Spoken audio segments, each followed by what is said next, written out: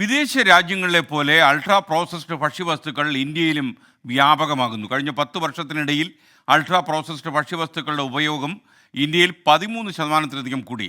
ഹൃദ്രോഗങ്ങൾക്കും ക്യാൻസറിനും പ്രമേഹത്തിനും വിഷാദരോഗത്തിനുമൊക്കെ ഇത്തരം ഭക്ഷ്യസാമഗ്രികൾ കാരണമാകുന്നുവെന്നാണ് British medical journal പ്രസിദ്ധീകരിച്ച ഒരു പഠനം പറയുന്നത്.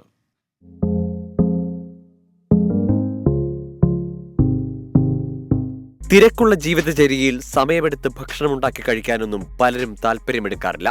Ready to eat meals, chicken nuggets, ice cream, സോസേജുകൾ, ബിസ്ക്കറ്റുകൾ, ജ്യൂസുകൾ അടക്കമുള്ള കാർബണേറ്റ് ഡ്രിങ്ക്സുകൾ, ഇൻസ്റ്റന്റ് സൂപ്പുകൾ, ഫ്രൂട്ട് ഫ്ലേവേർഡ് യോഗട്ടുകൾ, ഇൻസ്റ്റന്റ് നൂഡിൽസുകൾ തുടങ്ങി അൾട്രാ പ്രോസസ്ഡ് ഭക്ഷണ സാമഗ്രികളാണ് ഒട്ടുമിക്കവരും ആശ്രയിക്കുന്നത്.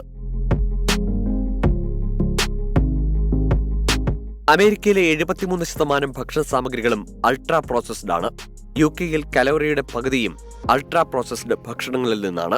ഇന്ത്യയിൽ കഴിഞ്ഞ 10 വർഷത്തിനിടയിൽ ഇത്തരം ഭക്ഷണ പദാർത്ഥങ്ങളുടെ ഉപയോഗം 13.37% വളർന്നുവെന്നാണ് കണക്കുകൾ. എന്നാൽ ഇത്തരം അൾട്രാ പ്രോസസ്ഡ് ഭക്ഷണങ്ങൾ കഴിക്കുന്നവർ അതിവേഗം മരണത്തിലേക്ക് നീങ്ങുന്നുണ്ടെന്നാണ് ബ്രിട്ടീഷ് മെഡിക്കൽ ജേണലിൽ പ്രസിദ്ധീകരിച്ച പുതിയ പഠനം പറയുന്നത്.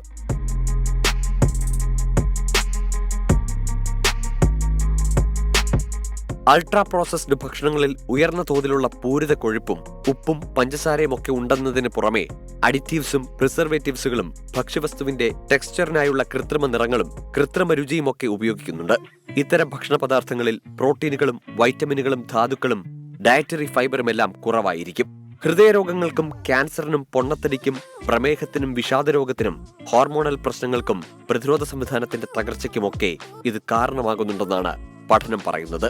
Research desk 24. ലോകത്തെവിടെയായാലും ഏത് സമയത്തും 24 വാർത്തകളും ഓഗ്മെന്റഡ് റിയാലിറ്റി പാക്കേജുകളും എക്സ്പ്ലെയിനറുകളും വിശദമായി കാണാൻ ഞങ്ങളുടെ യൂട്യൂബ് ചാനൽ നിങ്ങൾക്ക് സബ്സ്ക്രൈബ് ചെയ്യാം.